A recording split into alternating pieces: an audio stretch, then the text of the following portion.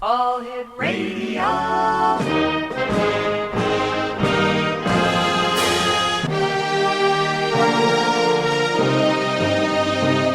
Welcome to the X Zone, a place where fact is fiction and fiction is reality. Now, here's your host, Rob McConnell.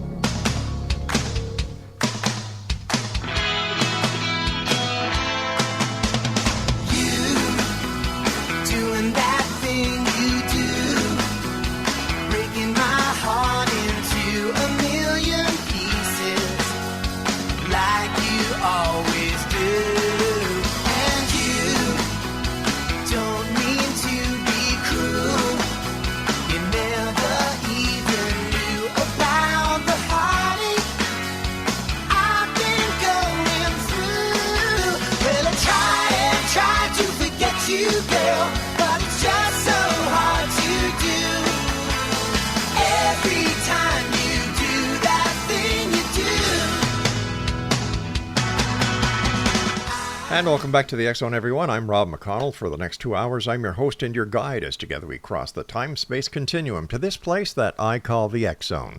It's a place where people dare to believe and dare to be heard. It's a place where fact is fiction and fiction is reality. And the X Zone comes to you Monday through Friday from 10 p.m. Eastern until midnight, right here from our broadcast center and studios in St. Catharines, Ontario, Canada, on the X Zone Broadcast Network, and on your hometown radio, Classic 1220, streaming around the world, classic1220.ca. If you'd like to send me an email, I always love getting your letters, your comments, your suggestions. xzone@classic1220.ca is my email address. Exonation, the first hour of tonight's show, we have a young lady with us joining us all the way from Greece. Her name is Kathrine SORILOS, and she is a world-renowned psychic trance medium and paranormal investigator. And first of all, let's welcome Kathrine to the show. And Kathrine, welcome to the X Zone. Hi, it's a pleasure being on here. Let me see. How did you get started as a world-renowned psychic trance medium and paranormal investigator? What was it that happened in your life that allowed you to do that thing you do? Okay. It started at a very young age, like it starts with every child and every person, I think. Mm-hmm. We go through the same, I can't find the word, but we go through exactly the same patterns. We always feel like there's somebody following us. Mm-hmm. You hear a whistle, you hear your name whispering. You might see something at the corner of your eye. I remember from a very young age, and I still remember scenes from my age of 4 and 5 years old, when I would look under my bed and look into my cupboards to see if there's anybody there. After that, at the age of 11, I started feeling things around me, like emotions of people. Mm-hmm. I would pick up their emotions. In the 1980s and 90s, you didn't know what an empath or sensitive is, right? Right. No one would talk about it. So I went to, actually, my mum and my auntie took me to this Greek church, Greek monastery. And the priests there were doing an exorcism. So I witnessed my first exorcism at the age of 11. It was so intense that I still remember it up to this day. And I felt exactly what that girl was feeling, and everybody else that was in the church, what they were feeling. And then I just, it got so overwhelmed that I got dizzy and I fainted. Oh my gosh. And after that, everything seemed, that sort of triggered out and opened up all gifts, because everybody has gifts. Everybody's born with gifts. And like our psychic gifts are imprinted in our DNA from day one. Mm-hmm. And from our ancestors. And our spiritual gifts also are there from the day we are born. So that triggered off my gifts that I had. And at the age of 12 actually, that auntie took me to this institute. It was called the Institute of Life Programming, where there I learned how to do psychometry, psychokinesis, remote viewing, and self-hypnosis, mind over matter, at the age of 12, and we're talking about 1984. And then it was a seminar. Yeah, sorry. I was just going to ask you, when you were a little girl, what did you aspire to be? Did you always aspire to be someone who worked as a psychic trance medium, as someone that worked in the realm of the in-between, so to speak? Were you somebody who was convinced that this was going to be your path? No, as a young girl, I wanted to be an archaeologist. Wow. And because I was always an archaeologist. Mm-hmm. And actually, my dad was like, when I was young, he says, no, you can't be an archaeologist. You've got to be something else, because archaeologists don't make money, and you'll be, all over the world, and you won't have a family. And I was like, oh, okay, I won't do it then. I was listening to Daddy, but it didn't seem like a bad idea, actually. But yeah, so I always loved Egypt. I always loved the mystery. So I would say it sort of linked to what I am today. What was it like the very first time that you sat down and somebody was on the other side of you, and what you were going to talk about over the next, half hour to an hour with this people was going to change your life, but also affect the life of the person that had asked you to do that thing you do, to be a trance medium? What was it like? My first apparition and giving the message of the other side was to my then best friend.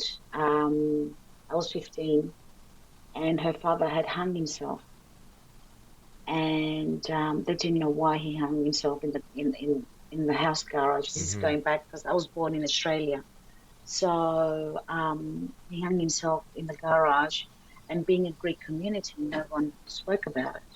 So, after the 40 days that we do, when for the soul to cross over, etc., she said, come over, we'll watch a movie, because she was feeling lonely, she was feeling upset.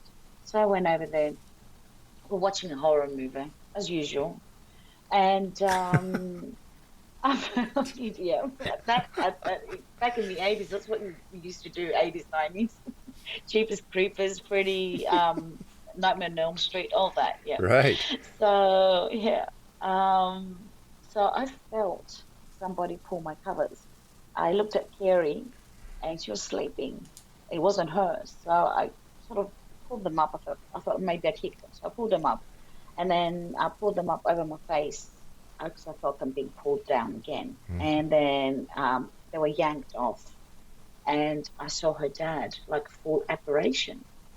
But it didn't scare me at all. It was as he was when he was alive, because that's how they are. They are exactly as they are when they're alive. They're the same as they are dead. Nothing changes. So he started explaining to me why he committed suicide, and that he did leave a note. But the note, when they opened up the garage, the note went under the old fridge in the garage, and it got hidden under there. So, and he was explaining in there why he committed suicide. And then he left. He just said what he wanted to say, and he left. And then I woke up Carrie, and I told her, and I said, I saw your dad. She started saying, you're crazy. How could you see my dad, etc. I explained to her. She didn't believe me. So we went to the garage. This is going at 2 o'clock in the morning. And we pulled the fridge, and we found the letter, her dad's letter, explaining that he had cancer, bone cancer. Oh, God bless him. He couldn't bear the pain anymore. Yeah. So that was my first apparition, and the first time I actually connected with the other side. Let me ask you this. You were telling us earlier that you wanted to be an archaeologist, but your father said you'd be traveling all over the world. You couldn't raise a family. You were born in Australia, and now you're in Greece. How did that work out? My parents were Greek. So I come from a very Greek background. So, yeah, they were Greek, and they moved in Australia in the 1970s, like everybody migrated in those days. And as soon as they both passed away, I came back to Greece because they wanted to be buried here. So I Oh, brought them gosh. back here at home. Yeah. So I stayed. Uh, you're a world-renowned psychic, trance medium. You've been doing this for over 25 years. You're also an ordained minister, a parapsychologist, a clinical hypnotherapist, and a Reiki Master Teacher. Where do you have time for you just to be Kathrine? I don't. I don't, and I do. Between my 5 children, 5 children on top of that. five Wow. children. Well, my boys have grown up. I've got 3 boys and 2 girls. My oldest is 29, and my youngest is 12. So between my family, my husband, my work, doing paranormal investigations, doing lives, doing that, I do find about 10 minutes, 15, maybe half an hour to myself. Oh, my I've been goodness. trying to watch some Netflix for the past month and I can't. Oh, I now, still now that's frustrating when there's something good on Netflix and you just can't sit down and watch it. I know how you feel. Exactly. Have you seen a big difference in the questions that people ask you to ask those on the other side over the years? Not really. No way. Not really. Everybody asks similar questions. You know, did they die with pain? Were they hurting? Are they okay on the other side? Have they seen their loved ones? Have they got a message for me? That's usually what they ask me. Yes, eh? Now, as a parapsychologist, as a trance medium, and all that other great work that you do you find that all of your skills are very useful when you go out on a paranormal investigation? Yes, I do. I do. I do because I was investigating about a week ago, last weekend, and we were investigating in Greece, in this village here in Greece, and one of the paranormal investigators that's on the team, he got like a sort of an attachment, like the dark soul that was there, Right. started getting frustrated with me because, and I mean, it was a human soul, but it did something dark. Kathrine, please. Suicide. Kathrine, please stand by. I've got to take a break here. Exonation, our guest this hour is Kathrine SORILOS, and she's in Greece. Wow, what a beautiful place Greece is. And we'll be back on the other side of this break as the X Zone continues with yours truly, Rob McConnell, from our broadcast center and studios in St. Catharines, Ontario, Canada, and your hometown radio, Classic 1220, streaming at classic1220.ca.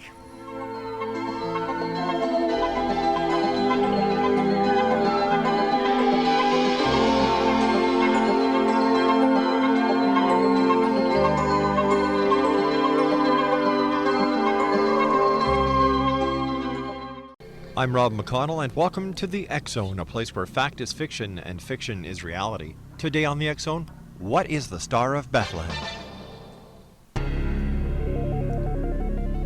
Who would ever have thought that the Rosetta Stone to the identity of the Star of Bethlehem would have been found on an ancient Roman coin that was purchased in the spring of 1991 by astronomer and coin collector Dr. Michael Molnar? Upon examining his newly acquired coin, Dr. Molnar noticed that the inscription of the coin was actually telling an astrological story about the Star of Bethlehem. Using his facilities at Rutgers University and the philosophy of astrology, Dr. Molnar was able to identify the Star of Bethlehem as a rare planetary alignment of the planet Jupiter, being in the house of Aries on April the 17th, 6 BC, the birth date of Jesus Christ. These findings were supported by additional findings as well.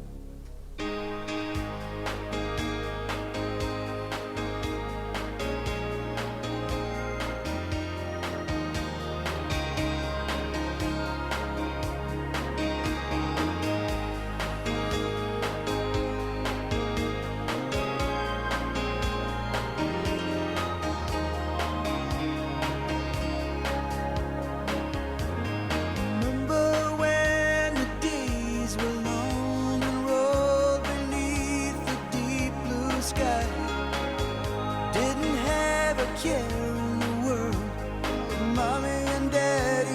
standing by. But happily ever after fails, and we've been poisoned by these fairy tales. The lawyers dwell on small details since Daddy had to fly. Oh, but I know a place where we can go, still untouched by men. So watch the clouds roll by, the tall grass waves in the wind, and you can lay your head back on the ground. And welcome back. We're talking this hour to Katherine SORILOS. She is in the beautiful country of Greece on the gorgeous Mediterranean. And we're talking to her about being a psychic trance medium, world-renowned at that, a paranormal investigator, a parapsychologist, an ordained minister, a clinical hypnotherapist, and a Reiki Master, and I'm sure there's a lot more that this young lady does. If you'd like to find out more about Katherine, if you'd like to contact her for a one-on-one consultation, link linktr.ee/oracle_whispers. All right, so tell me, let's keep talking about the story that you were talking to us about before we went to the break about this attachment. Mm-hmm. One of our fellow investigators, I was really pushing on the spirits there, and I was not provoking because I don't like provoking. Mm-hmm. I find that it's rude. Yes, Right? it's very rude. We invade their space. They don't. I agree with you 100%. And what did the spirit do, or the attachment? Because Alex, that was his name. He's a very open. He's just getting started in the investigations, Mm-hmm. and he's very open, and he's an empath himself. That spirit that was there that actually harmed himself and his children, he killed his children, latched himself on Alex, on one of the investigators. So when I started asking all these questions and really pushing him, not Alex, but the spirit there, I could feel Alex getting really frustrated with me, and I turned around. His eyes were red, his face was red, and he started telling me off, and he's like, stop asking me questions, stop asking this, stop doing this. He was really coming for me. So I had one of the other investigators take him outside so he can calm down. I stopped the questions. I walked out, and poor Alex was like, I'm so sorry. I didn't mean to talk to you like that. I said, look, I've been there. I've been down that road. I know it's happened before. So what I did, I said, I tried to make him calm down, take a few breaths, and then I did some Reiki on him to cut off whatever is attached, and some hands-on healing is another method of healing and cutting cords of anything that might be attached to him, plus my protection spray and all that I had with me. How can you tell if someone has been attached with a spirit or a negative entity? How do they act? It's like the 4 stages. We've got infestation, oppression, obsession, and possession. So the infestation is like, it starts off like with Alex, becoming angry, starting like if I was to leave him and wouldn't realize what was going on. Most of the times, those spirits that are in those places want to stay in those places. They don't usually attach to you. What they do, they'll do it at that point to scare you. Oh, okay. But sometimes you might get a vortex, or you might get an open gateway, because you don't know what they've done in places like that. Because in a lot of abandoned places, a lot of people go there and do ceremonies, they do provoking, they do invocations, they do rituals. So in a very high energy place like that, you open up a hole, you open up a gateway. So anything can come through that is low frequency, like any parasite. And usually what will attach to you is those parasites, that they're called minions or parasites, whatever you want to call them. And sometimes, if you're not very careful, you can carry one of those with you. That's why I always say that when you go to a place like that, you do your grounding and your protection when you go there, and you do the same when you leave. And I'll talk about it later on. So when somebody's attached to you, or you leave with something that's attached to you, your personality starts to change. That's your infestation. You don't want to have a shower. You don't want to go out. It looks like some kind of depression for no apparent reason. I would imagine the person, is totally out of character. They like to sleep a lot. They look for arguments. Exactly. Right. Is there a difference between an attachment and a possession? Yes, there's a big difference. Okay. Because as I said, they go through the 4 stages. Like what I described before was your infestation. Then you get your oppression, where you start closing people off, not going to work. Right. It's like your depression starts. You feel like you can't sleep, insomnia, and then you've got your obsession, where you think everybody's out there to harm you, to steal from you. You start drinking, doing drugs. Things are getting worse in your home, and then with your possession is when that parasite or that spirit takes over completely, and it's not you anymore. So there's different stages, and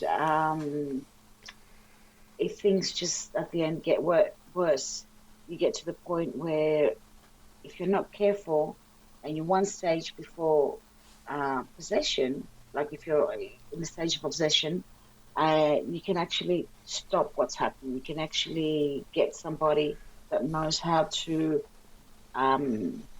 take that spirit away from you, that attachment. Now let me make sure I understand the 4 stages. The first stage is infestation, right? Infestation. And the second stage is? Oppression. The third stage is depression. Obsession. Obsession. Obsession is the third stage. And the fourth stage is depression. All right. No. The fourth stage is possession. Okay. There's no depression. Possession. All right. So we have infestation, oppression. Yep. All right. What comes after obsession? I thought it was infestation, obsession. Right. Obsession. Okay. And possession. So where does depression come in? Oppression or? No, depression. Oh, no. Depression is when, depression is between infestation and oppression. Ah, gotcha. That's the in-between stage. Right. How are people in Greece when it comes to the paranormal compared to the people in Australia? Is the paranormal a more welcoming norm in Greece than it is in Australia?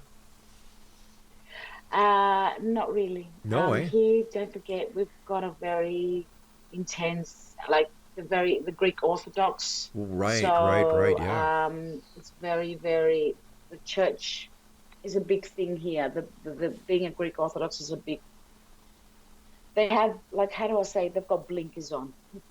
Right. It's hard. It's people now that are coming out of the shell and starting to believe in the paranormal. So where do most of your cases come from that you work on as a paranormal investigator? Here in Greece, because I've worked in America as well. I did some investigations in America as well, because I stayed there for about 7 months. I stayed in Scotland for about 4 years. So I don't get a lot of cases here in Greece. I get, we go to and investigate haunted locations that have been abandoned. I see. People that have got haunted cases, like the homes being haunted or themselves, they're very hush-hush about it.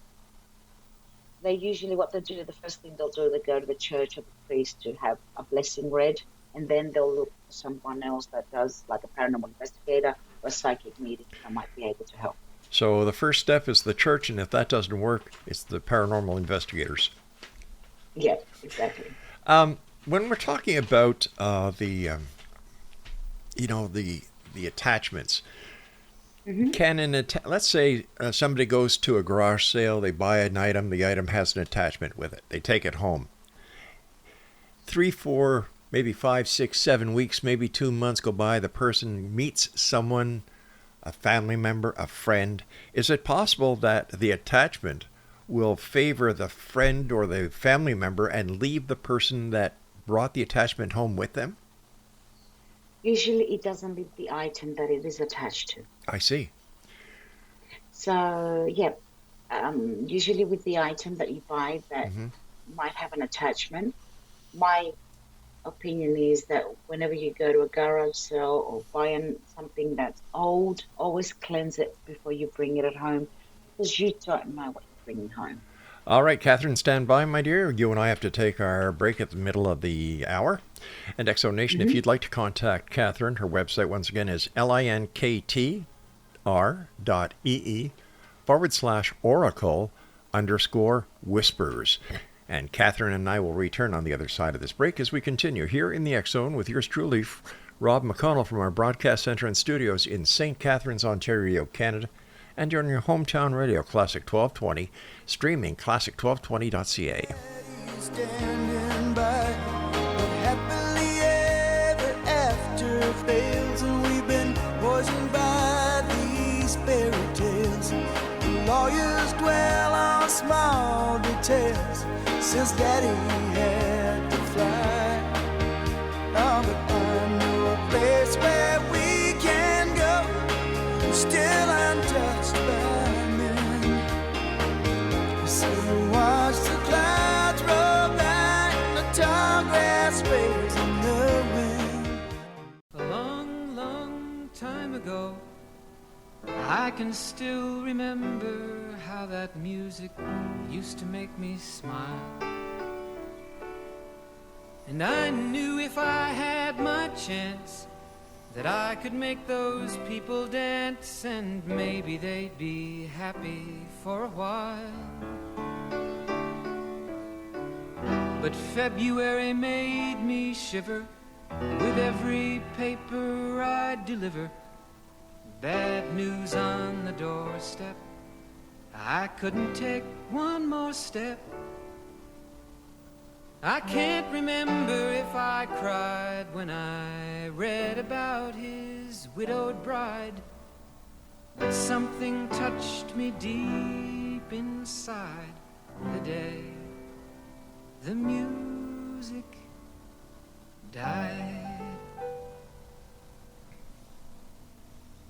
So bye-bye, Miss American. And welcome back to the X Zone, everyone. Our guest this hour is Kathrine SORILOS, and she is in the beautiful country of Greece on the Mediterranean. And her website is linktr.ee/oracle_whispers. As a parapsychologist, what kind of work do you do? Parapsychologist has got a lot of branches, right? So parapsychology has got to do with cases, cold cases, haunted cases. It's got to do with cryptology, ufology. So it's a bit of everything in the paranormal field. Gotcha. I understand you also do dream interpretation. How does one interpret a person's dreams when there are so many venues that can be accounted for why this person is having the dream and the different symbology? Okay. So, to me, I usually cut the dreams in stages. So, for instance, I'll give you an example. Okay. Say, I had a dream a couple of months ago. This is a real dream, actually. Okay.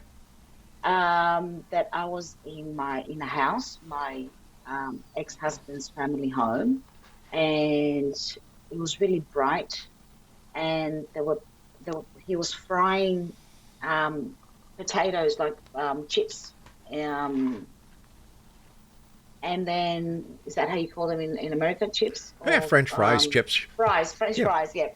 So he was he was frying fries, and there were many doors white doors in the house, like many, many white doors. And then there was a big case with many, many books on there. So if I was to interpret it properly, like from what happened all day, so let me break this dream down Sure. for you. In the day, I had seen a photo.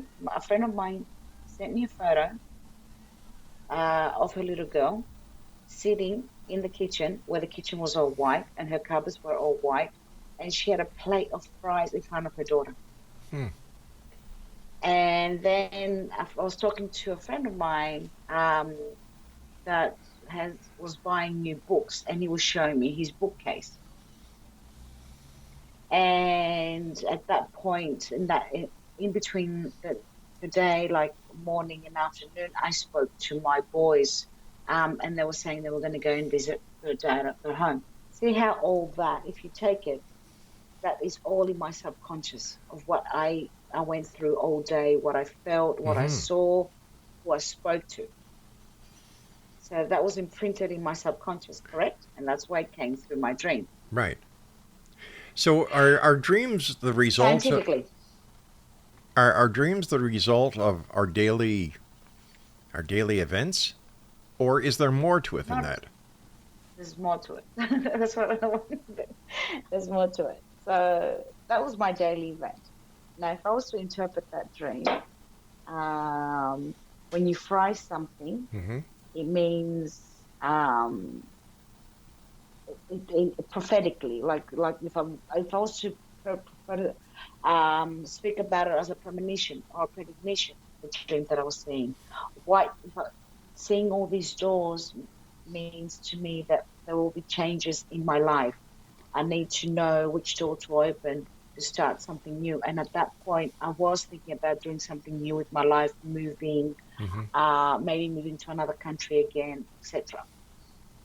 Now, seeing the fries and seeing the oil and things like that, if you're going to interpret all that, the frying is when you see you're frying something, especially fish or anything like that, something is going to happen, something sudden is going to happen into your life that's going to take a bit of a toll. It's going to be a bit sad.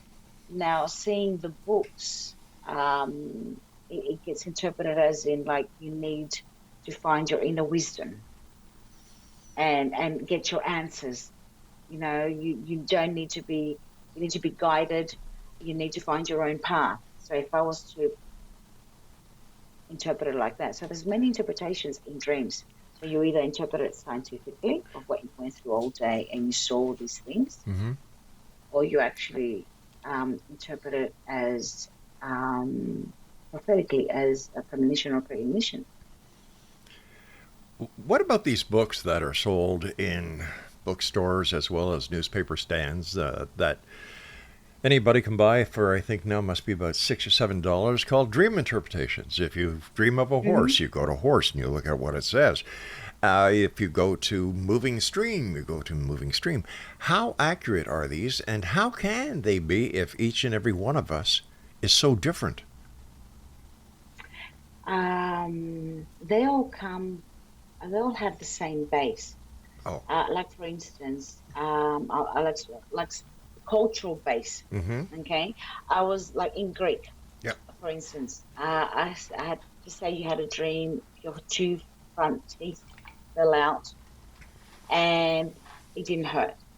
That means in the Greek culture, it means that you're here of a death. But it's not it's an older person because it's your two front teeth, but it's not a family member. It's someone, a bit distant. Now, if you see blood and they really hurt, that means it could be your mother, it could be your father. And because it's the front teeth, it's a very older person. I was reading the other day, I was actually watching something on I think it was National Geographic. And apparently some Native American and Incas and Mayan cultures have got exactly the same thing if you lose your two front teeth. Wow. And they interpret it exactly as we interpret it. And I was like, oh, wow. So I started looking into it more. And I've got about 5 or 6 dream interpretation books in there from different countries, like from Greece, from like Romanian, from different cultures and different cultural backgrounds, and they say exactly the same thing. That's interesting. That really is interesting. You also do remote viewing. Now, is remote Yes. viewing part of mediumship, or is it part of the psychic realm, or is it a new entity on its own? Remote viewing is both. It's doing like, say, for instance, I do a lot of remote viewing while I'm here in Greece. I get called online. There's a lot of paranormal teams when they have an investigation or when they're doing an event. So I'm like thousands of miles away from these people. I'm sitting on my chair behind my screen. I've got my video camera on, and I've got the video camera on, and we go to a haunted location. I always ask nobody to tell me what the history or what the background is of the place. And they just say, okay, Kathrine, this is the room we're going in. What do you see? And I tell them exactly what I see, what has happened there, the history, the background, and that is remote viewing. How long does it take you to do a psychic reading, and how do you tune into somebody's life or past life or future life in order to give a psychic reading? Since Robert, we've been doing this since I was 22, like actually doing psychic readings and tarot readings and channeling. My But goodness. to me right now is like, I'm 52, so that's 30 years of doing readings. So what happens is, like, I'll be cooking. I might be cooking at that point, and then somebody will be calling me and say, Kathrine, this and this is happening. And I'll be cooking and telling them exactly what I'm seeing. Wow. So it's now it's part of me. It's become one with me. It's part of my life. It's one with my soul, with my mind, with my body, with everything, with my aura, with my energy. It sounds like you're a stargate into the world of the paranormal. Okay, that's a nice way of putting it. Listen, I was wondering if you could do something for me. When we come back from this commercial break, I was wondering if you could give me a psychic reading. Yeah, of course I can. Okay, and whatever you see or hear, I'm very honest and open with my audience. So don't feel restricted or don't feel bound up by what you feel or you need to say. Does that make sense? Okay. Yep, it makes sense. So let me just grab my tools. All right. And I'll be with you in a second. You do that, and I'm going to do a bit of promoting for you, if you don't mind, about all the things that you do, and if people would like to contact you, to go to your website, and Exonation, if you'd like to do that. Her website is, Katherine's website is linktr.ee/oracle_whispers. This young lady does a lot of different wonderful things, Exonation. She does divination. She's a psychic, medium, trance medium, channel, spiritual healer, clairvoyance, remote viewing, psychometry, dream interpretation, crystal scrying and healing, astral projection, parapsychology, or she's an ordained minister. And she also does clinical hypnotherapy, past life regression, and counseling and therapy. And what we're going to do is, when we come back from the commercial break that we have to go to very shortly, I've asked Kathrine to give me a reading, holding no bars back. You know, Exonation, over the years, and since the beginning of the show, 35 years ago, I've been very honest with you. I've never masked anything, because if it's good enough to hear, then I want to share it with you, the members of the Exone Nation. We'll be back on the other side of this very short break as the Exone does continue with my very special guest this hour, Katherine SORILOS, and she is in the beautiful country of Greek on the Mediterranean Ocean, where I'd love to be. Mediterranean Sea, I should say. And we'll be back. So whatever you do, do not go away. And remember, this is the Exone. My name's Rob McConnell. And we're coming to you from our broadcast center and studios in St. Catharines, Ontario, Canada, on the X Zone Broadcast Network, as well as your hometown radio, Classic 1220, streaming at classic1220.ca. I can still remember how that music used to make me smile. And I knew if I had my chance that I could make those people dance, and maybe they'd be happy for a while. But February made me...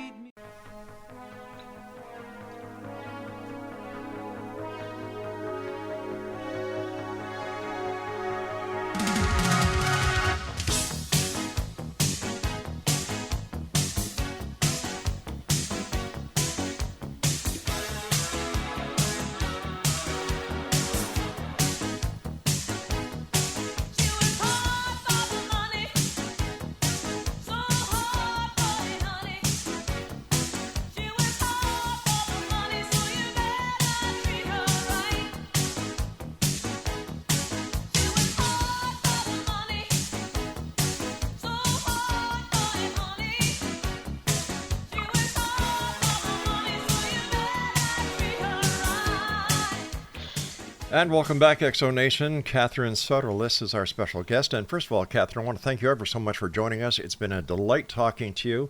And I must say, I kind of envy you being in Greece on the beautiful Mediterranean. Mm-hmm. So thank you for joining us.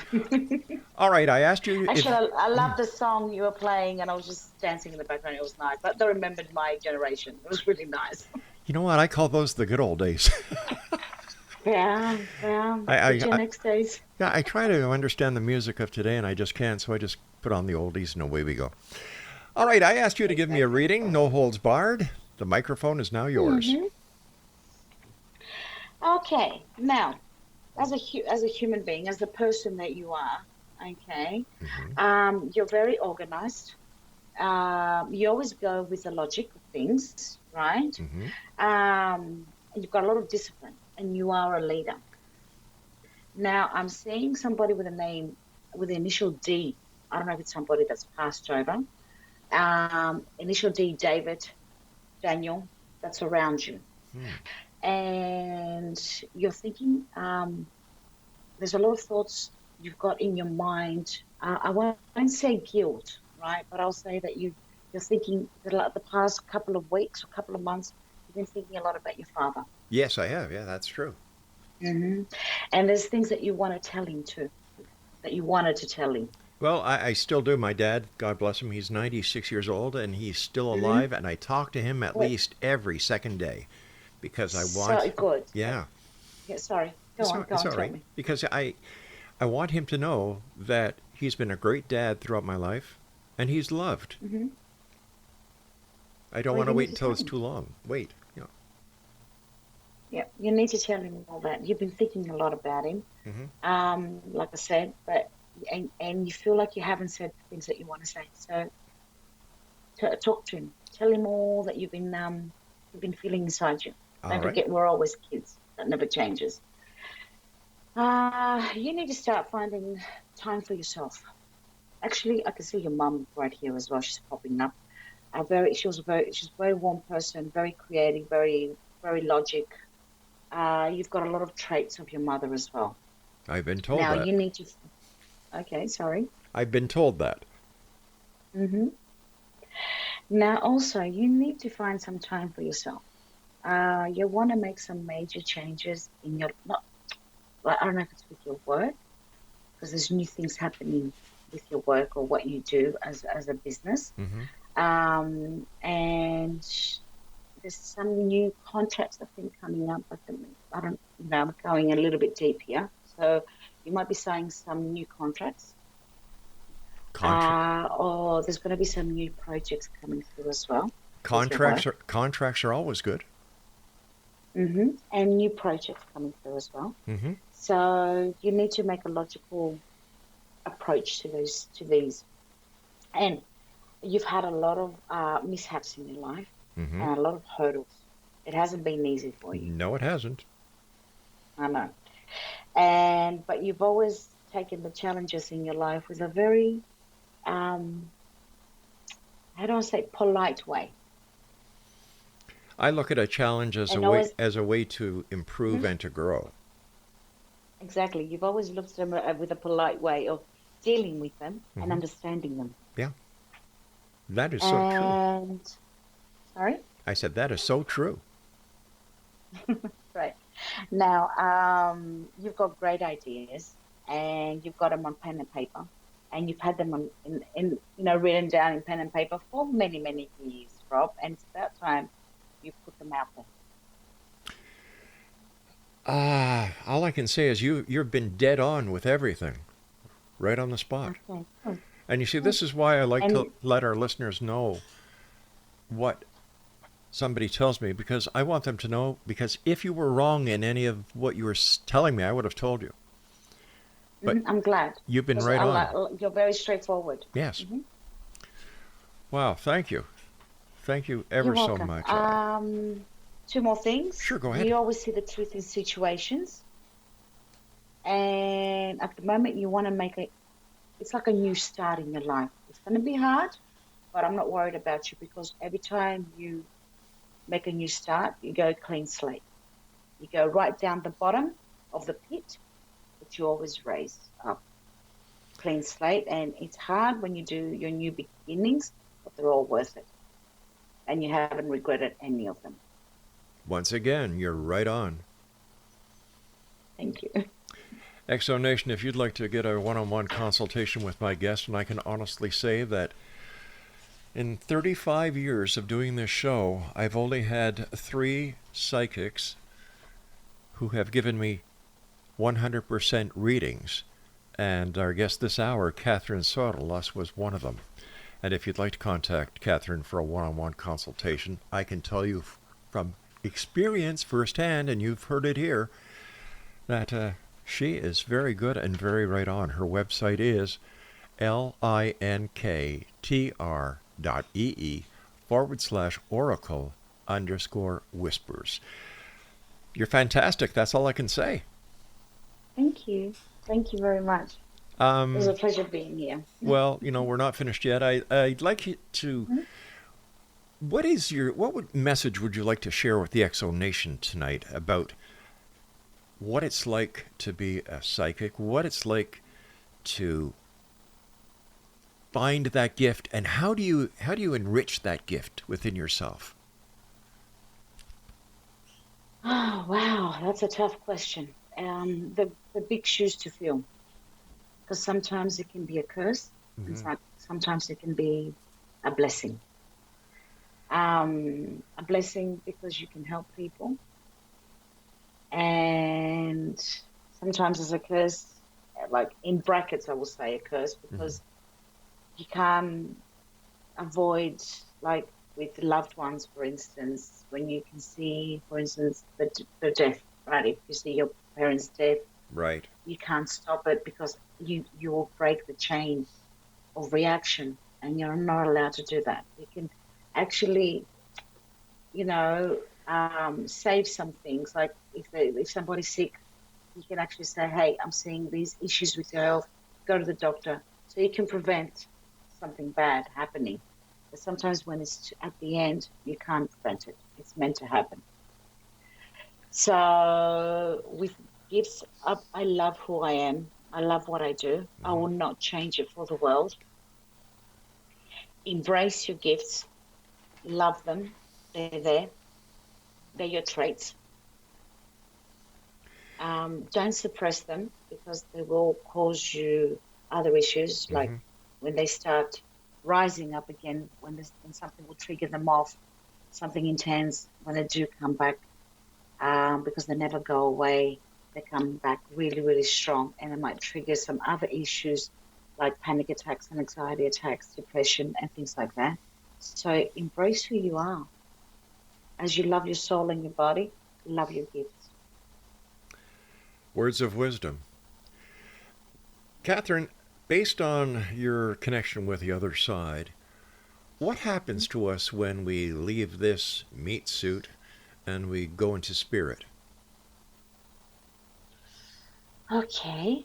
Some of us stay behind because of unfinished business, because we haven't realized that we have died. Um, so what happens is those are the earthbound spirits. Okay. I won't go down that path, but I'll go to the path where it takes 40 days for for the soul to transit to the other side, to other dimensions. There's about 7 stages. Other people say there's 9. Other people say there's 12. I know that there's 7 dimensions, not stages, dimensions, right? So 40 days for us to roam around this earth, do the last biddings, say our goodbyes to our family, let them mourn us, and then we move to the next dimension. Like we're on the 3rd dimension, and then you've got your 4th dimension, which is your Fae people, the the Fae people. That's how we call them in Greek, and in Ireland and Scotland. And then you got your 5th dimension, where it's your celestial beings, and then you've got your 6th dimension, where you decide if you go to the Akashic library, and you decide if you want to come back or if you want to stay there. You can stay there as long as you like. You can come back as a spirit guide or a guardian, or you can wait and be reincarnated, or you can go to the next stages with the angelic realm and the archangels, and then to your higher self, and then to the Creator. How many times do we come back? Depends. It depends on how many times you want to come back. I see. See, when you go to your higher self, imagine when you get to the last world before the Creator, to your higher self, that's the first soul. So what you do is when your spirit dies, when your body dies and your spirit goes there, the spirit never dies, the energy never dies. So when you go there, imagine that your higher self is like a central processing unit, right? Right. So what you do is you download all the information that you have, all your information, which is what your life that you've lived in this earth, this life, for instance. And you've downloaded all the other lives that you have lived before that. So it's like you're doing a downloading, and then your spirit is free, but there's fragments that stay there. Nice. It's like a computer. When you do format it, right, it keeps memories. It gets formatted, but you still have fragments. You still have memories in there. So it's exactly the same thing with your spirit. You download all the information, and then there's fragments there in your DNA. So when you come back, that's when you sort of remember old lives, déjà vu, places that you've been before. And that's another thing we can talk about in another. Yes, because we've run out of time for tonight. Like. But I want to thank you ever so much for joining us, Kathrine. Stay pleasure. well, and find some self for your time so you can watch that Netflix series that you want to watch. I will do that. All right, Exonation, if you'd like to contact my guest this hour, her website is linktr.ee/oracle_whispers. And I'll be back on the other side of this break as the X Zone continues with hour number 2, right here on your hometown radio, Classic 1220, streamed at classic1220.ca.